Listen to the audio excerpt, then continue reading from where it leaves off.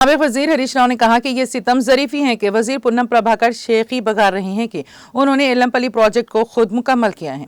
उन्होंने इस हकीकत पर तनकीद की कि बीआरएस हुकूमत ने एलमपल्ली प्रोजेक्ट को मुकम्मल किया और इस्तेमाल में लाया, जो एक ज़ेर-ए-इल्तिवा प्रोजेक्ट था जिसके साथ मुत्तहदा रियासत में कांग्रेस के दौरे हुकूमत में इम्तियाजी सलूक किया गया था।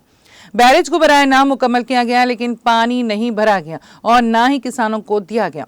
उन्होंने कहा कि इस प्रोजेक्ट के बहुत से पहलुओं को नजरअंदाज कर दिया गया था। FRL 148 मीटर तक की जमीन हासिल नहीं की गई है, चूंकि आबादकारी की कॉलोनियां मुकम्मल नहीं हुई। सैलाब ज़दा देहात को खाली नहीं किया गया। करीमनगर मंचिरियाल राजीव राहदारी पर हाई लेवल ब्रिज तामीर नहीं किया गया था। अगर पानी 144 मीटर तक पहुंच जाता तो कदीम लेवल ब्रिज ज़ेरे आब आ जाता था और ट्रैफिक मजदूद हो जाती थी। अगरचे आपके दौरे हुकूमत में एलमपल्ली बैरेज मुकम्मल हो गया था, लेकिन मंदरजा बाला वजूहात की वजह से ये नाकाबिले इस्तेमाल रहा।